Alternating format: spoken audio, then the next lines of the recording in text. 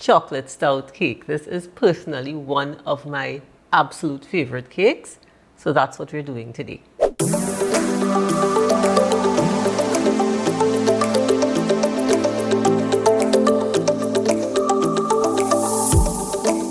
Right, chocolate stout. So we're starting with melting of the butter first. We're melting 2 cups of butter, 1.5 cups of cocoa powder added to that, as well as 2 cups of stout.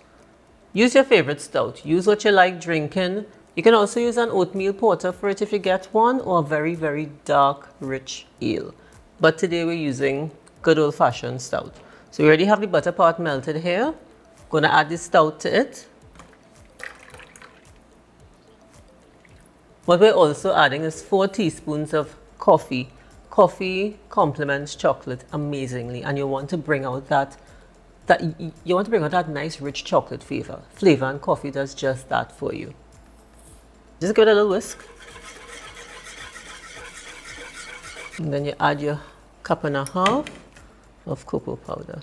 Now get a nice cocoa powder that you like to drink, you like to use. You know, the darker the better, something nice and rich. You just want to whisk this. When it is completely combined, you set it aside and let it cool, and you can start the rest of the cake in the meantime. Gonna add the dry ingredients together, which is 4 cups of flour, 4 cups of sugar, 1.5 teaspoons of salt. Yeah, it sounds like a lot of salt, but you also want to balance out the bitterness of the stout. So the salt helps with that. And we also have 1 tablespoon of baking soda. Sifted flour, by the way. And just mix it.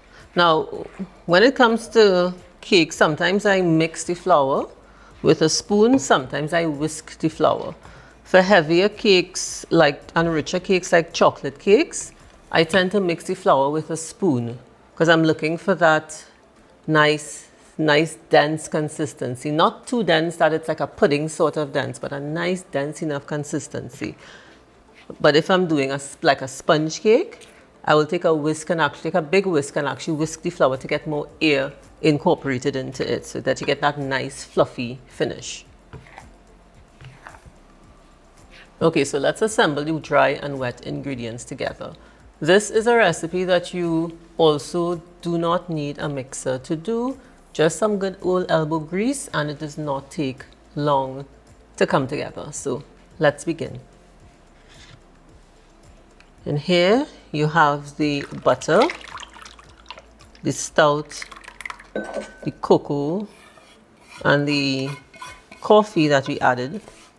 Then you're going to add some Angostura Cocoa Bitters.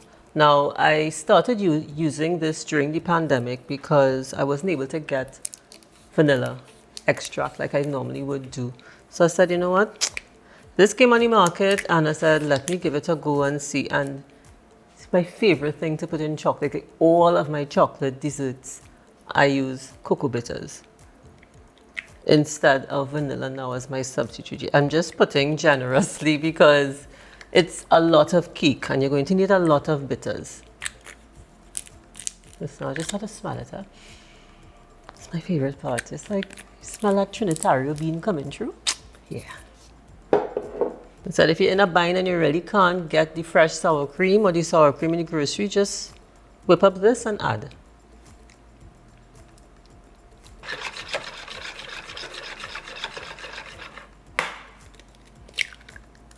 Always add your eggs one at a time. Always add them in separately. So this makes 2 full-sized cakes. You can either make a 4-layered cake from it, a 3-layered cake, or 2 separate full 8 or 9-inch cakes. Decorate one and have right away, wrap well and freeze one for another time. Or you can even just half the recipe and do 1 cake for yourself. So here's where we start to add in the dry ingredients. So here we have the sugar, the flour, the baking soda, and the salt. Don't add too much at a time. Say about 2 But 2 teaspoons at a tablespoon, pot spoons. 2 pot spoons at a time. But don't say like me and go tablespoons. You will be whole day mixing. And the nice thing about this cake is you can make it, if you have an event, you have a birthday, anniversary, something you just want to do a cake for, make this cake 2 days ahead and let it sit. We live in a tropical climate here in the Caribbean, so you can put it in the fridge, wrap it and put it in the fridge. If you're a more temperate climate, inside is AC, you can actually cover it and leave it on the counter. And it just tastes amazing, like 2 days after, and you cut into it, everything just kind of cosome and comes together, and it's just a happiness in your mouth, happiness in your belly. Okay, so we're going to line the pans, and I'm going to show you how I line my pans. Now, everyone has a different method. Some work for some people, some won't work for some others, but this is what I've been doing for a while, and I like how this works for me. You're welcome to try it. You can try something else. You can share what you try also. Always willing to learn. All right, so my 2 8-inch bowls, pans, parchment sheet. What I do, I cut out circles. I measure the circles at the bottom of the pans, and I just draw them out. And when I'm using the sheet, I try to utilize as much of the sheet as I can so it won't waste. So like little ends I would keep for smaller cakes or for little corners, and it comes in handy. And just cut the circles out.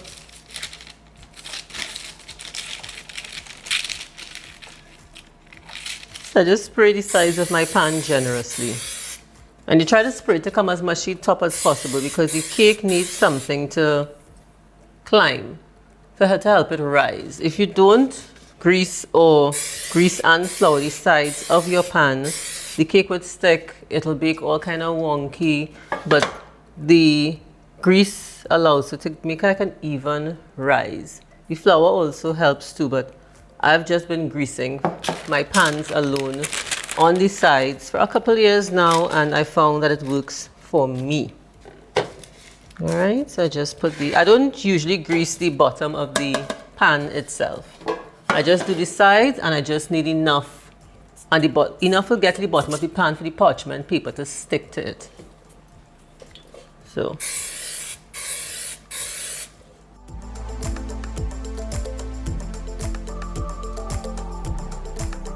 Right, so 2 pans are filled and ready to go into the oven.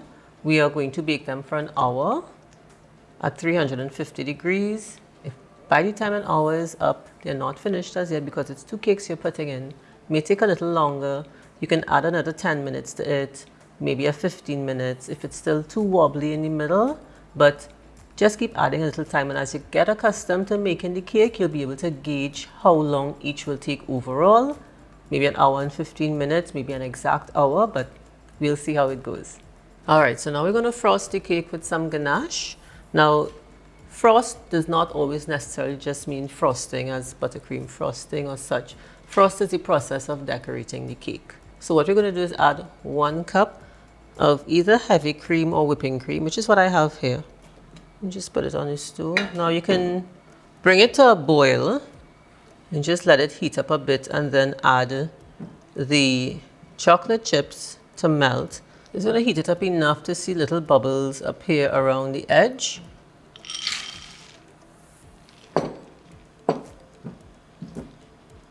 Don't worry if it doesn't look like it's coming together as yet. It looks as though it's separating.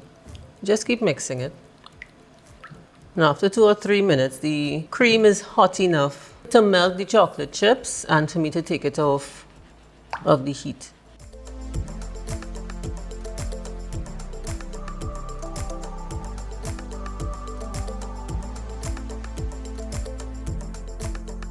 So as you see, it's nice and smooth. You get a nice silky sort of finish, very satiny, very few lumps. And here is where I add in the coffee, and of course more bitters. A few drops of cocoa bitters. I like trying to use as much local as I can. So here we have it. So you're just going to let this cool down a bit. As it cools down, it's going to get a little thicker, and then we're going to put it over the cake. So now that the cakes have sufficiently cooled, we've put one aside for another occasion, and we just have one here that we're just going to do a simple decoration on, just to show you how you don't need fans, you don't need plenty tools and anything to decorate a cake. You can keep it simple. So just give the pan a little shake. It comes out pretty easily. I always put a napkin on top so it doesn't stick up on my hands and such. And just peel the bottom right off. A little ganache in it as glue. Like that. Flip it over. Voila! Cake. Chocolate stout cake. Now, if you want it to look a little more even, a little more such, I'm leaving it like this on top. You can cut the top just to even it off if you want like a nice cleaner finish, but I don't really have time for that, from all those formalities. This is for us to have some fun. You just pour. I mean, there's a lot. You don't even need to pour all, but we pour in all. You just bring it to the edge a bit, let it drip down the sides. Just go with the flow. Dance with it if you want. Have fun.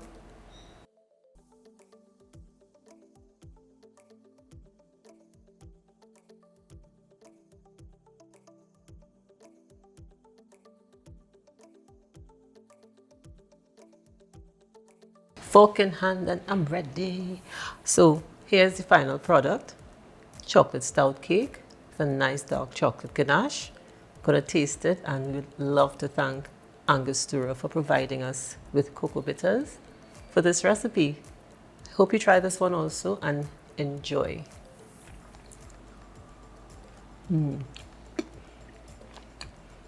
Rich. Definitely rich and moist.